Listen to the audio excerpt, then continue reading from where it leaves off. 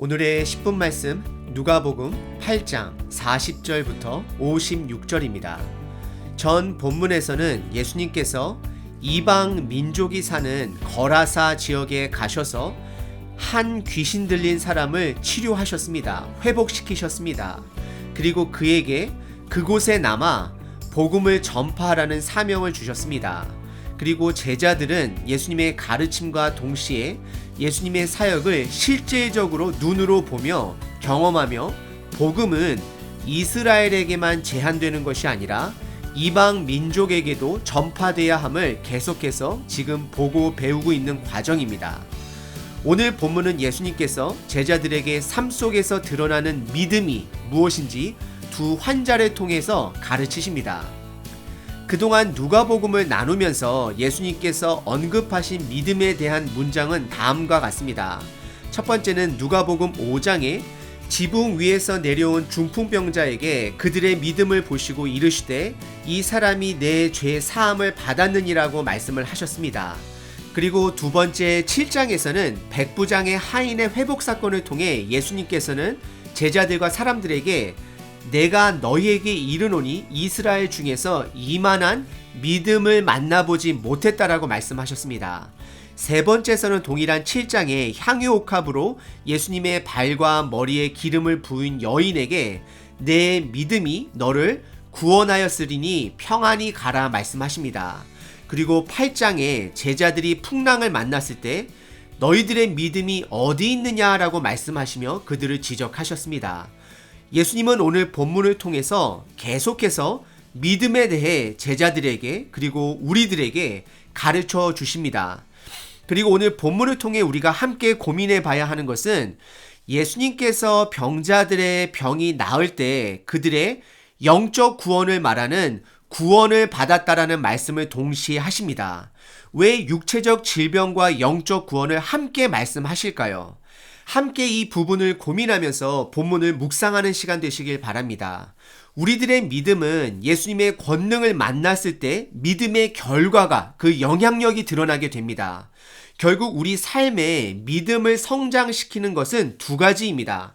첫 번째는 예수님의 능력을 만나야 하는 것이고 두 번째는 우리의 믿음이 있어야 된다는 것입니다. 예수님의 능력은 변하지 않습니다. 그래서 문제가 없습니다. 그런데 문제는 우리의 믿음이 문제가 될 때가 많습니다. 믿음의 시작은 역사적으로 하나님께서 창조로 시작하셨고 예수님을 통해 복음이라는 이름으로 다시 시작하셨습니다. 그리고 우리 개개인의 믿음 또한 복음으로 우리 삶 속에서 시작이 된 것입니다. 우리 믿음은 살아있는 것입니다. 그래서 병들기도 하고 때로는 경험을 통해 건강해지기도 합니다. 하지만 믿음은 그냥 시작으로만 끝나는 것이 아니라 계속해서 성장해야 하는 것을 예수님께서는 가르치시고 계십니다. 우리는 내 자신의 생각으로부터, 세상으로부터, 가족 사람들로부터, 미디어로부터 영향을 받습니다. 우리의 믿음이 이런 주변 사람들로부터, 환경으로부터, 사회로부터 때로는 병들 때가 있고 때로는 오히려 건강해질 때도 있습니다. 하지만 우리들이 기억해야 하는 것은 우리들의 믿음은 온전한 말씀에 머물었을 때 그리고 그것을 삶 속에서 붙들어낼 때 드디어 하나님의 능력이 드러나게 되는 것입니다.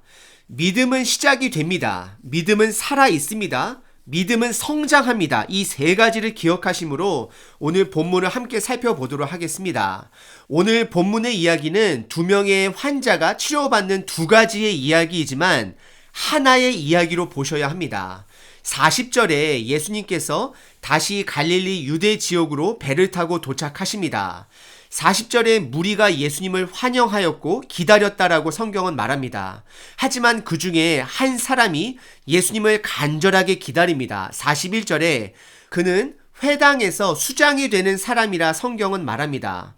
성전과 회당을 비교하자면 성전은 이스라엘 전체의 가장 중요한 장소 부분이라고 말한다면 회당은 지역에서 가장 중요한 말씀을 보는 장소입니다. 거기에 수장이라고 하면 그 공식 모임을 주관하는 자이고 예배를 드릴 때 질서가 있도록 주관할 수 있는 권한을 가진 사람입니다. 그 지역에서 높은 그 회당장이 예수님의 도착과 동시에 예수님의 발 앞에 엎드리고 예수님이 자기 집에 오실 수 있도록 간구합니다. 이는 42절에 그에게 외동딸 한 명이 있는데 나이가 12살, 즉 13세가 되면 혼인을 할 수 있는 꽃다운 나이를 앞둔 딸이 죽어가기 때문이라고 성경은 말하고 있습니다. 누가복음 6장 19절에 보시게 되면 온 무리가 예수를 만지려고 힘쓰니 이는 능력이 예수로부터 나와서 모든 사람을 낫게 함이더라라고 말하는 것을 보게 되면 그 당시 많은 사람들의 믿음은 예수님을 만지면 그리고 예수님을 만나면 병이 나을 수 있다라는 믿음이 있었습니다. 회당장 야이로의 믿음은 율법을 믿는 것도 아니고 오로지 딸을 살리기 위해서는 예수님을 만나야 함을 믿는 믿음이 있었습니다. 결국 그의 고난, 딸의 아픔이 그로 하여금 복음이 시작되도록 하게 하신 것입니다. 하지만 문제는 그 회당장 야이로의 집에 가는 길에 43절로부터 혈류병을 앓고 있는 한 여인이 예수님의 옷가를 만짐으로 그 가는 시간이 지연이 됩니다. 누가는 이 두 사람을 비교하며 비록 너무나도 다른 두 사람의 환경이지만 두 사람에게 믿음이 시작되었고 성장되는 모습을 우리에게 보여줍니다. 이 두 사람을 비교해 보면 첫 번째 회당장은 남자이고 이름도 야이로라 말합니다. 하지만 다른 사람은 여자입니다. 그리고 이름도 나오지 않습니다. 회당장 야이로는 마을에서 인정을 받은 자이지만 이 여인은 사회로부터 격리를 받은 자입니다. 이 여인은 계속 하해를 하는 불치병에 걸린 여인으로서 율법적으로는 공동체와 단절된 삶을 살았던 자였습니다. 회당장 야이로는 공개적으로 예수님을 본인의 집에 초청을 합니다. 하지만 이 여인은 본문을 살펴보시게 되면 은밀하게 예수님의 옷자락을 만지고 갈 계획으로 예수님을 만나게 됩니다. 두 사람 다 예수님을 만날 계획을 가졌지만 한 사람은 공개적으로 한 사람은 은밀하게 진행하려고 했습니다. 그리고 이 두 인물의 공통적인 것은 예수님 앞에 동일하게 겸손했다라는 것입니다. 둘 다 예수님 발 앞에 엎드렸다라는 것입니다. 우리의 믿음의 시작은 우리의 직위에서 시작하지 않습니다. 우리의 상황에서 시작하지 않습니다. 겸손에서 시작함을 보여주고 있습니다. 겸손이라는 것은 예수님의 능력을 믿는 믿음에서 시작되는 것입니다. 예수님이 누구인지, 우리가 누구인지 아는 것에서 시작하는 것입니다. 하지만 오늘 이야기의 문제는 이 여인이 몰래 예수님의 옷자락을 만지고 빠져나가려고 했을 때 예수님께서는 45절에 누가 나에게 손을 대었느냐라고 물어봅니다. 하지만 베드로의 대답은 46절에 수많은 인파가 지금 예수님을 만지고 밀치고 있는데 무슨 말씀을 하는지 모르겠다 대답을 합니다. 하지만 그녀는 예수님의 옷자락을 만지는 순간 본인의 하혈이 즉시 멈추었다라는 것을 알았음을 44절에 말하고 있습니다. 결국 믿음의 시작은 나와 예수님만이 아는 것입니다. 다른 사람들은 이것을 알 수가 없습니다. 다른 사람들은 우리들의 믿음을 볼 수 없지만 예수님께서는 우리들의 믿음에 관심이 많기 때문에 이 여인의 믿음을 드러내십니다. 그리고 그녀는 많은 사람들 앞에서 47절에 떨면서 예수님 앞에 나와 엎드리며 손을 댄 이유를 말합니다. 이것은 바로 그녀의 믿음 고백인 것이고 본인의 병이 나았음을 많은 사람들 앞에서 선포합니다. 이것은 믿음의 결과를 사람들 앞에서 나누는 것입니다. 그리고 예수님께서는 그녀가 예수님의 옷자락을 만져서 나은 것이 아니라 너의 믿음이 너를 구원하였다라고 말하며 그녀에게 치료의 분명한 원인을 가르쳐 줍니다.